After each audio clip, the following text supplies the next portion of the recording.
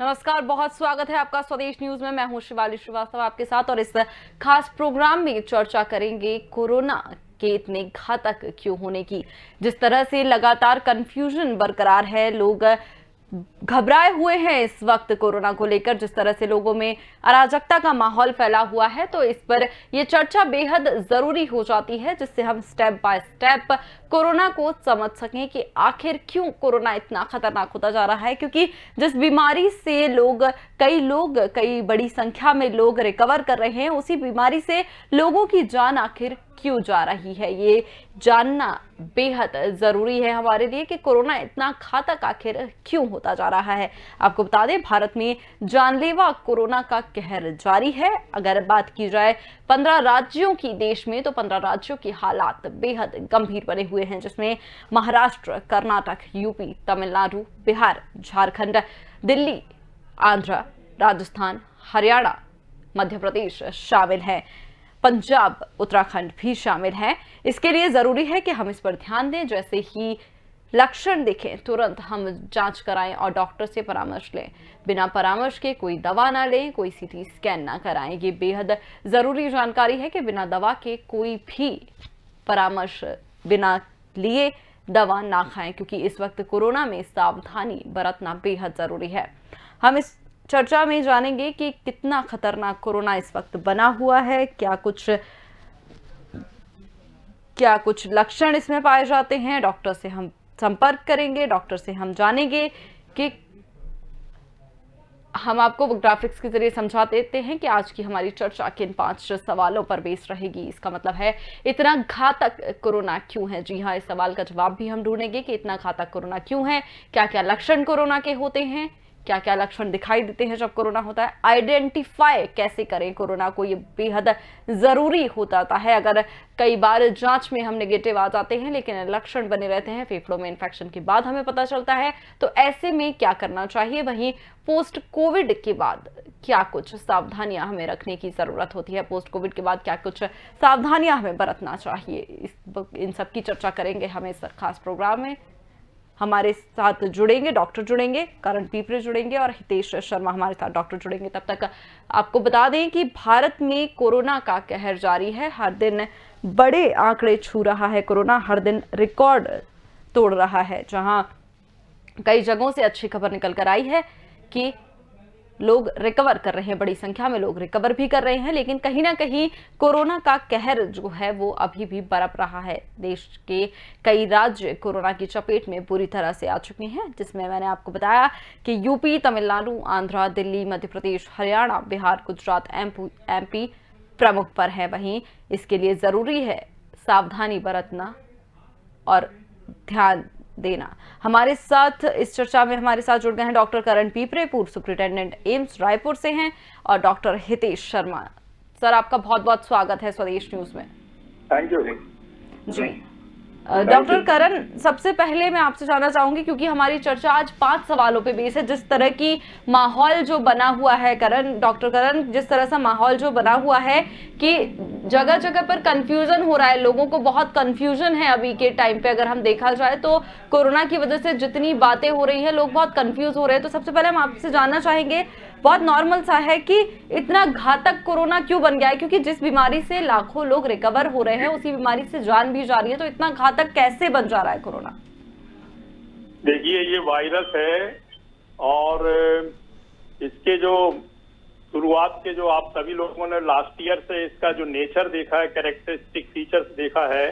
Starting में ये जो कोविड-19 आया था, वो जो वायरस था वो माइल्ड टाइप का इफेक्ट रेस्पिरेटरी सिंड्रोम में पूरे विश्व में दिया। उसमें भी mild syndrome, mild moderate syndrome होने के लक्षण होने के बाद भी बीमारी के पल्मोनरी में उन लोगों को नुकसान हुआ है लंग्स के, उसमें जिनको डायबिटीज, हाइपरटेंशन, लकवा या खून की कमी और कैंसर जैसी बीमारी अधिक रही, और बुजुर्गों के ऊपर हमला किया उसने।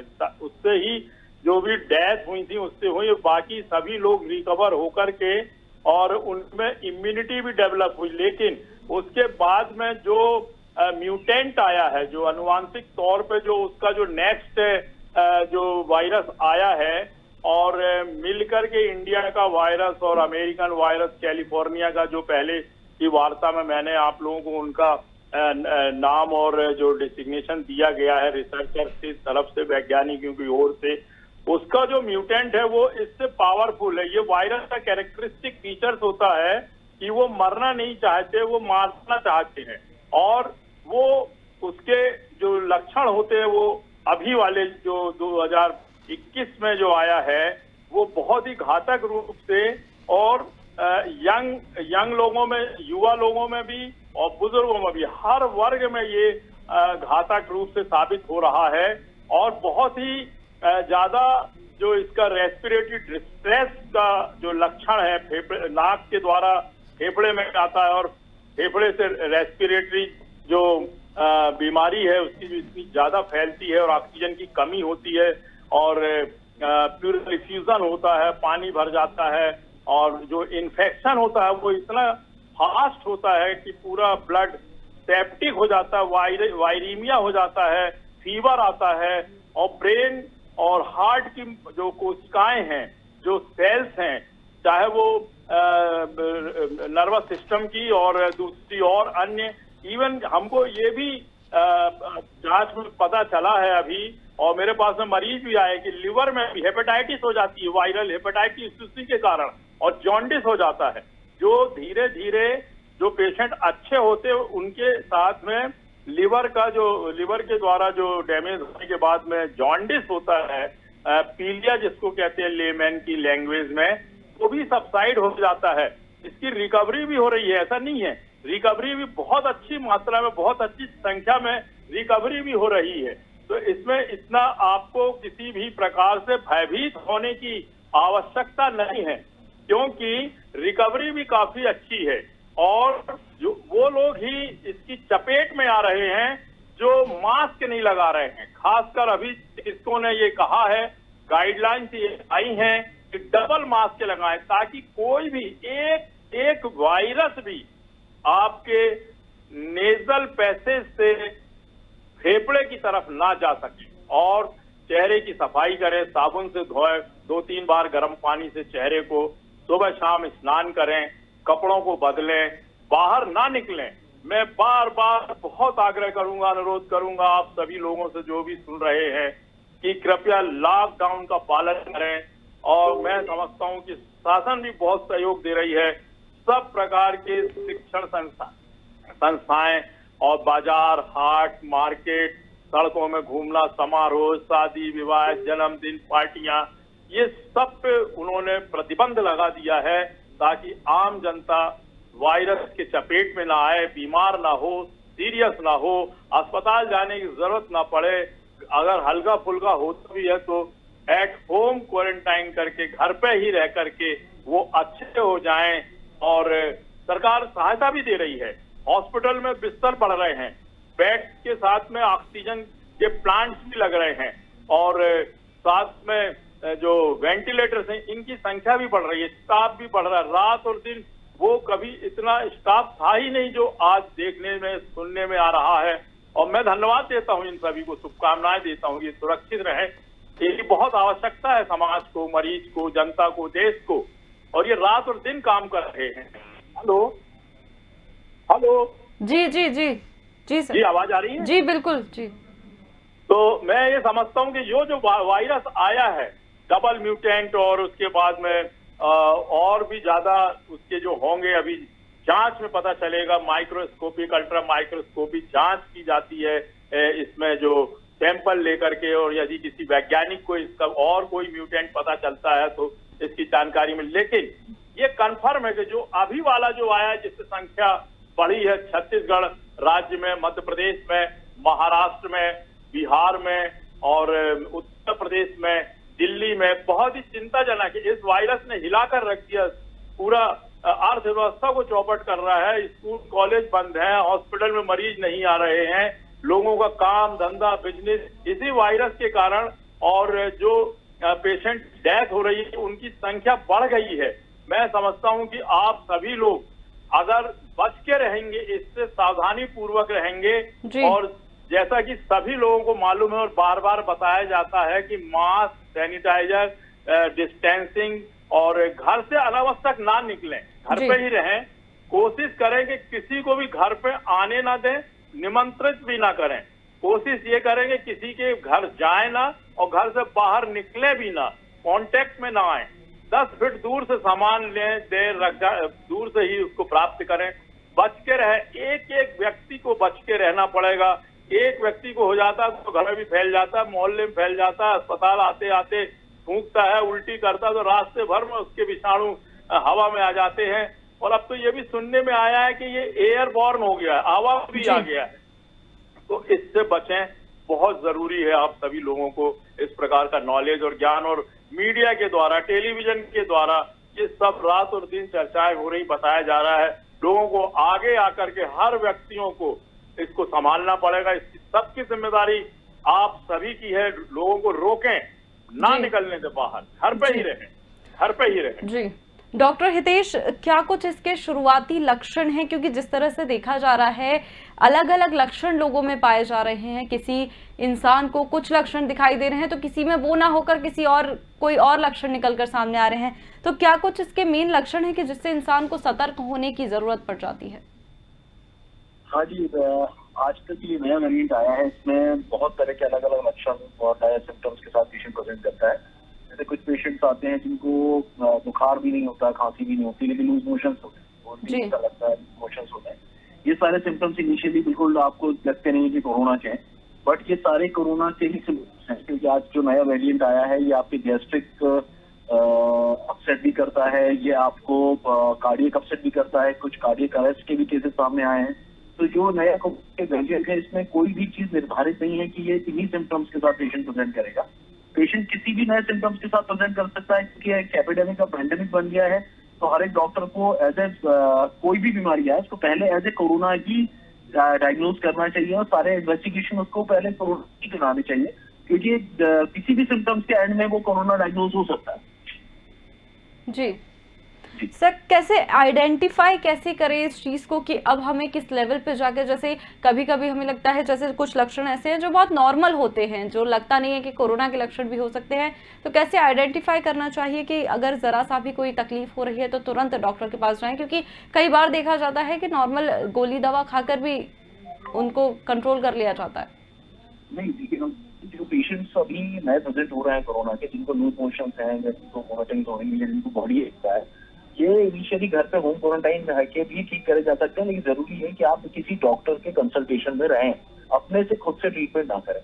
क्योंकि अभी जो ऑनलाइन नेट पे देख डॉक्टर्स के बिना कंसल्टेशन के ट्रीटमेंट करते हैं, उसमें डोजेज हो जाती हैं, ओवर डोजेज हो जाती हैं, यूजेस हो जाते हैं ड्रग्स के, जो कि उनको लिवर और किडनी डैमेज भी कर देते हैं। तो अगर आपको इनिशियली कोई भी सिम्टम है, चाहे वो आपके सांस फूलने जैसा हो, बॉडी एक हो, चाहे फीवर हो, आप किसी नियरेस्ट डॉक्टर को कंसल्ट करें और उसके अनुसार जो भी सिम्टोमेटिक ट्रीटमेंट होता है वो लें। और एसिम्टोमेटिक जो पेशेंट है वो भी इस होम क्वारंटाइन होकर खुद को दूसरे से को रोग ना लगे, एटलीस्ट इसलिए खुद से बचाव करें। और कुछ पेशेंट जिनको सांस लेने में तकलीफ आने लगे या जिनका सैचुरेशन लेवल नीचे जाने लगे, उन्हें फिर हॉस्पिटलाइजेशन की जरूरत पड़ती है। अदरवाइज 90-95% पेशेंट होम क्वारंटाइन रह के ही ठीक हो सकते हैं। जी डॉक्टर करण, अगर जांच में नेगेटिव आ रहे हैं, कई बार ऐसा देखा गया है कि अगर कोई कोविड जांच जो करा रहा है कई बार नेगेटिव आ रहा है, पर एक्चुअली उसके लक्षण जो है वो कोविड वाले निकल रहे हैं, बाद में उसको पॉजिटिव भी वो इंसान हो जा रहा है, तो ऐसे में क्या सतर्कता बरतें, कौन सा टेस्ट कराएं? देखिए, इसके पहले भी बीमारियां होती थी जी, सभी लोगों को हर प्रकार के सिम्टम हुआ करते थे, हेडेक से लेके वॉमिटिंग और सर्दी, खांसी, जुकाम, रायनारिया, नाक से जो सिक्रीशन है वो टपकना, खांसी चलना, बुखार आना, ठंड देके बुखार आना, पेट में दर्द होना, उल्टियां होना, दस्त लगना, हेपेटाइटिस होना, चक्कर आना, बेहोशी आना, खांसते खांसते उल्टी आकर के खून भी आ जाना, तो ये सब प्रकार के लक्षण हुआ करते थे। लेकिन अगर अभी इस दौरान जो 1 साल से देखा जा रहा है कि किसी को भी कोई सा भी लक्षण, खासकर फेफड़े से संबंधित अगर लक्षण हुआ, तो वो सभी लोग ये सोचते हैं कि इसको कोरोना होगा और कोरोना की जांच करा रहे हैं। दूसरी जांच क्यों नहीं कराते? मलेरिया भी हो सकता है, वायरल फीवर भी हो सकता है, गैस्ट्रोएंटराइटिस हो सकता है, हेपेटाइटिस हो सकता है, मेनिंजाइटिस हो सकता है, लेरिंजाइटिस हो सकता है, टॉन्सिलाइटिस हो सकता है, हड्डियों की बीमारी होती है, यूटीआई होता है, ये सब बीमारियां होती हैं। आप सिर्फ कोरोना कह करके उसको ये मत करिए कि आप कोरोना है तो कोरोना की जांच हो गई तो अब आप कुछ नहीं है आप जी। दूसरा भी तो आप उसके पार्ट को देखें कि अगर कोरोना नहीं है और वो बोला बार बार कि मेरा बुखार नहीं जा रहा, मेरा दर्द नहीं जा रहा है, भले भी वो अच्छा हो जाता है, बहुत अच्छी बात है कि वो अच्छा हो जाता है, लेकिन प्रॉपरली वो एग्जामिन होना चाहिए, इन्वेस्टिगेट होना चाहिए। सर्दी जुकाम हो गया, बुखार आ गया, अरे तेरे को कोरोना होगा यार, तू जा सीटी स्कैन करा ले, एक्सरे करा ले और उनकी पेशाब की जांच के पहले अपना सैंपल दे ले, पता चला वो कुछ नहीं है उसको, और बाकी लक्षणों को उन्होंने ध्यान दिया। तो मेरा आग्रह तो ये है, निवेदन है कि आप गंभीरता से लें उस मरीज को जो आपके पास में आता है या ऐसे साइन और सिम्टम बताता है, उसकी काउंसलिंग करें, उसकी पूछताछ करें, और एक चिकित्सक के नाते जो आपने ज्ञान अर्जित किया है और अनुभव प्राप्त किया है उसके हिसाब से उसको जो जस्टिफाई है वह बेनिफिट दें। अगर आपको ऐसा लगता है उसके साथ चर्चा करने से, पूछने से या जांच करने से या काउंसलिंग करने से कि ये कोविड के ही लक्षण हैं, कोविड का सैंपल ले लीजिए, अभी इतनी जल्दी आपको सीटी स्कैन कराने की आवश्यकता नहीं है, और एंटीबायोटिक, एंटी इन्फ्लेमेटरी दवाइयां दे दीजिए, हो सकता है कि वो नेगेटिव निकले और दवाइयों की जरूरत ना पड़े। और अगर दूसरी कोई बीमारी है, वायरल, हजारों प्रकार के वायरस हैं इस दुनिया में, और दूसरे और भी जांच करें, लिवर देखें, स्प्लीन देखें, किडनी देखें, यूरिन टेस्ट कराएं। बहुत से डायबिटिक पेशेंट जो रहते हैं वो उनमें ज्यादा इन्फेक्शन होते हैं, उनकी ब्लड शुगर टेस्ट कराएं, और उनके दूसरे जो और इन्फेक्शन होने के चांसेस रहते हैं वो वाला भाग भी देखें, ताकि ये कंफर्म हो जाए कि इसको कोविड है या नहीं है, या किसी और बीमारियों से ये ग्रस्त है जिसके साइन सिम्टम्स हैं। ऐसा नहीं कि कोविड में हर प्रकार के सिम्टम्स सिर्फ कोविड अकेले में ही मिलेंगे। कोविड में ठीक है कि आ रहा है और ये एक महामारी है और इस समय बहुत बुरी तरह से पैंडेमिक है, एक पूरी कंट्री और आसपास के उसके बॉर्डर्स को ग्रस्त किया हुआ है, लेकिन बाकी मरीजों को भी तो ट्रीट करना बहुत जरूरी है और उस हिसाब से उसकी जांच और इलाज भी होना चाहिए।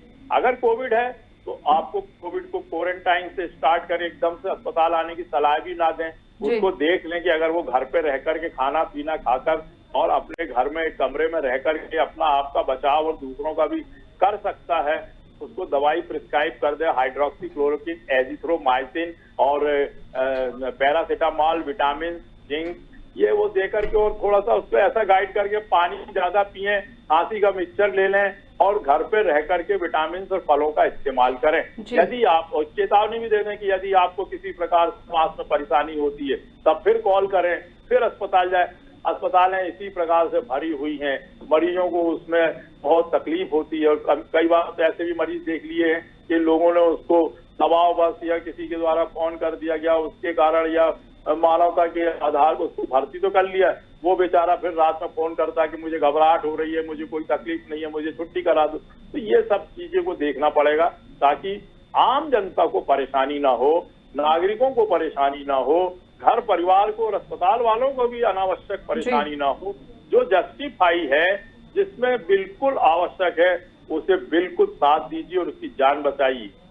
जी डॉक्टर हितेश, पोस्ट कोविड के बाद अपना ख्याल कैसे रखा जाए, क्या क्या डाइट में अपनी शामिल किया जाए, पोस्ट कोविड के बाद क्या क्या ख्याल रखने की जरूरत पड़ जाती है जिससे इम्यूनिटी सिस्टम जो है और स्ट्रांग हो और पोस्ट कोविड सिंड्रोम्स जो है वो आपको ज्यादा हानि ना पहुंचा सके? मैम एक्चुअली पोस्ट कोविड में जो सबसे मेजर प्रॉब्लम पेशेंट को फेस करनी पड़ रही है वो है प्रोलॉन्ग्ड वीकनेस रहती है, क्योंकि इसमें बॉडी में प्रोटीन डेफिशिएंसी बहुत ज्यादा हो जाती है। तो पेशेंट को सबसे ज्यादा जरूरी है कि प्रोटीन इंटेक ज्यादा हैवी करे और कुछ हल्की फुल्की एक्सरसाइजेस, लंग्स ब्रीदिंग एक्सरसाइजेस, ताकि लंग्स एक्सपैंड करें, जो उसके लंग्स फाइब्रोज हो गए बीमारी में वो फैलना शुरू करें, रीब्रीदिंग एक्सरसाइजेस करें, थोड़ा सा मेडिटेशन, क्योंकि ये डिप्रेशन भी ले आता है। पोस्ट कोविड सिंड्रोम अपने अंदर एक बीमारी को लेकर भय बन जाता है, तो एज ए मेडिटेशन एक पार्ट है इसमें जिसमें डिप्रेशन चला जाए उसका। साथ में वो थोड़ा सा लोगों से बातचीत करें, अपने आप को लोगों के साथ इंटरमिंगल करें, क्योंकि जब तक आप अपने दिमाग से इस चीज का डर नहीं निकालेंगे, ये बीमारी आपके बॉडी को छोड़ के नहीं जाएगी। ना सिम्टम्स है, ना आपको किसी टेस्ट में आप पॉजिटिव आ रहे हैं, लेकिन स्टिल पेशेंट बेड से नहीं उठ पा रहा है, क्योंकि उसके दिमाग में उसको कहीं बीमारी से आगे चल के जो उसने आसपास देखा कि इसके साथ वालों की डेथ हो गई या पड़ोसी की मृत्यु हो गई, तो उसको ये लगने लगता है कि अब वो भी सेफ नहीं है। सबसे पहले मेंटली स्ट्रॉन्ग होना इस बीमारी में सबसे ज्यादा इंपॉर्टेंट है। और डाइट में लिक्विड डाइट ज्यादा लेते रहना, प्रोटीन डाइट ज्यादा लेते रहना, और बहुत जरूरी है कि हम रेगुलर अपने चेकअप्स कराते रहें ताकि हमारे अंदर इलेक्ट्रोलाइट बैलेंस पूरा बना रहे और हम एक डॉक्टर की कंसल्टेशन में रेगुलर रहें। जी, साथ ही साथ कौन कौन से वाइटमिन्स भी डॉक्टर हितेश हम रेगुलर यूज में ले सकते हैं? मैडम वाइटामिन में सबसे इम्पोर्टेंट इसमें विटामिन सी है और जिंक है, क्योंकि हमारी इम्यूनिटी बूस्टर्स का काम करता है। तो विटामिन सी जैसे जो मोस्ट कॉमनली लोग लिमसी प्रिस्क्राइब करते हैं, इसी तरह का विटामिन सी नेचुरल में भी आता है। आप आंवले में घर में नेचुरल विटामिन सी ले सकते हैं, आप जो भी लेमनेट बना के ले सकते हैं। ये सारी चीजें आपको विटामिन सी प्रोवाइड करेंगी। और साथ में जिंक और मैग्नीशियम आपको बॉडी में इम्यूनिटी बनाने में मदद करेगा। तो ये सारी चीजें नेचुरली, जैसे नारियल पानी होता है, नारियल पानी को भी आप ज्यादा सेवन करें। और साथ में घर में जो रेगुलर जो मौसमी फल आते हैं, वो सीजन वेजिटेबल्स और फ्रूट्स आप ज्यादा रेगुलर मात्रा में रहें, क्योंकि उससे आपको वो मिनरल्स मिलेंगे जो कि एक प्रेजेंट सीजन में आपको रिक्वायर्ड है। जी डॉक्टर करण, कौन कौन से फल और सब्जियां पर्टिकुलरली इंसान कोविड में ले सकता है? क्योंकि कई बार माना जाता है कि कुछ पर्टिकुलर सब्जियों में या फलों में ऐसे विटामिन्स पाए जाते हैं जो इंसान रेगुलरली भी यूज कर सकता है, जिससे इस बीमारी के साथ साथ अन्य बीमारियां भी उससे दूर रहती है। देखिए, मैंने देखा है में सड़क के किनारे बहुत से ठेले और दुकान और शासन ने भी 4-5 घंटे की छूट दी है। बहुत से फल इस समय तरबूजा और खरबूज और ककड़ी और विटामिन सी से भरपूर जो फल होते हैं, मौसम्बी, संतरे और अनानास, ये वो सब पूरे बाजार में अवेलेबल है। और अगर जो लोग नहीं खरीद सकते तो मैं समझता हूँ कि टमाटर है, गाजर है, मूली है, इसकी सलाद का इस्तेमाल करें, नींबू ले लें और एक गिलास में एक नींबू डाल करके उसका पानी भी पिए सुबह शाम। प्लेंटी ऑफ वाटर हम लोग अपनी लैंग्वेज में बोलते हैं, अधिक से अधिक पानी पिया कर। गर्मी के दिन है, बार बार जिससे आपका पेशाब वगैरह हो और डाइजेशन हो, डिहाइड्रेशन से बचें। और बहुत सी ऐसी जो विटामिन से भरपूर सब्जियां होती हैं, शलजम है, मूली है, गाजर है, ये सब बहुत मिलती हैं। हरी सब्जियां भी मिल रही हैं, सब कुछ खाएं, भरपेट खाएं। मैं इतना बता रहा, इतना तो सब लोग नहीं खाते हैं, लेकिन फिर भी जो आपको घर में उपलब्ध होती है, मार्केट से लाते हैं, जो आम रोज लाते हैं, उसमें थोड़ा सा रुचि लेकर के अच्छी वैरायटी की और थोड़ी अधिक मात्रा में भोजन का इस्तेमाल करें। रोटियां, चावल, हर प्रकार की जो डेली रिक्वायरमेंट है, हर चीज में विटामिन, प्रोटीन, कार्बोहाइड्रेट ये होता है। और बॉडी को, हड्डियों को, मसल्स को, ब्रेन को, लिवर को ब्लड बनाने के लिए और आपकी शरीर की ताकत को मेंटेन करके रखने के लिए और इम्यूनिटी को बढ़ाने के लिए ये सब्जियों का बहुत बड़ा रोल है। ये बचपन से पढ़ाया, सिखाया, बताया जा रहा है और डेली रूटीन में भी हम लोग इसका इस्तेमाल करते हैं। थोड़ा रुचि लेकर के नशा बिल्कुल बंद कर दें, चाहे बीड़ी, सिगरेट, तंबाकू, शराब का नशा हो। ऑयली चीजें बिल्कुल मत खाएं, कोई भी फैटी चीजें मत खाएं। आप उससे बच के रहें, आपके शरीर की तंदुरुस्ती अच्छी बनेगी और इम्यूनिटी पावर, बैक्टीरिया और वायरसों से लड़ने की रोग प्रतिरोधात्मक शक्ति मजबूत होगी आपके शरीर में। तो आप मौसम्बी, संतरे, नींबू, ये सब चीज का फलों का इस्तेमाल करें। बाजार में बहुत उपलब्ध है, प्रचुर मात्रा में आप इसका उपयोग कर सकते हैं।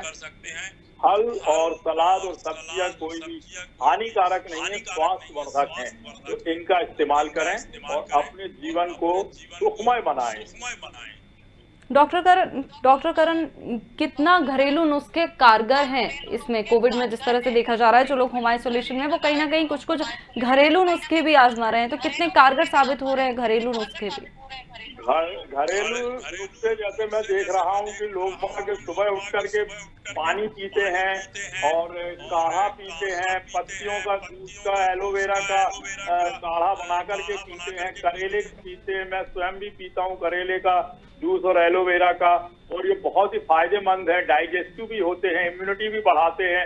मेन रोल इसमें इम्यूनिटी का है, आपके डाइजेशन का। आपके स्वस्थ शरीर में कोई भी बैक्टीरिया और कीटाणु, सदियों से लोग रह रहे हैं।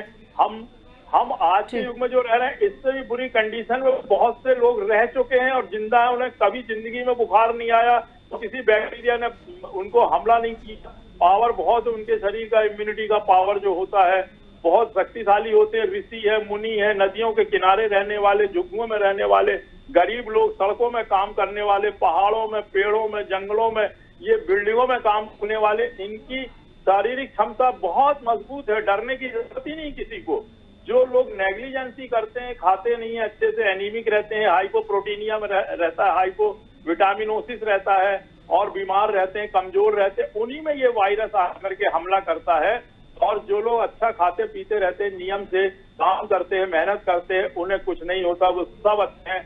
एक बार भी कोई भी इस वायरस की गिरफ्त में नहीं आया है, और यदि कोई आया है तो वो बहुत जल्दी अच्छा हो गया है। तो मैं समझता हूँ कि अच्छा भोजन, प्रोटीन और विटामिन से भरपूर हो। अस्पताल से दवाइयां भी मिल रही हैं फ्री में, जिंक टैबलेट मिलती है, vitamin B1, B6, B12, multivitamin होती हैं, ये विटामिन C मिल रही है, कैल्शियम की गोलियां, आयरन की गोलियां, ये सब प्रचुर मात्रा में हमारे देश के पूरे चिकित्सालयों में वितरित हो रही हैं। आप स्वयं का इंटरेस्ट दिखाएं, रुचि लें और इन सभी चीजों का इस्तेमाल करें, और घर पे, परिवार पे भी लोगों को इसके इस्तेमाल करने के लिए बताएं। जी, बहुत बहुत धन्यवाद आप दोनों का हमारे साथ जुड़ने के लिए और हमारे दर्शकों को इतनी ज़रूरी जानकारी मुहैया कराने के लिए। तो कोरोना का कहर लगातार जारी है, लेकिन घबराने की कोई बात नहीं है। घबराएं इसलिए नहीं क्योंकि जिस तरह से डॉक्टर्स भी आपको लगातार बता रहे हैं कि आप बहुत आसानी से कोरोना को मात दे सकते हैं। बस कुछ सावधानियां बरतने की जरूरत है। सोशल डिस्टेंसिंग का पालन करें, कोरोना गाइडलाइंस का पालन करें, बेवजह घर से बाहर ना निकलें और साथ ही साथ बिना डॉक्टर से सलाह लिए या परामर्श लिए किसी भी दवा का सेवन ना करें। देखते रहे स्वदेश न्यूज। नमस्कार।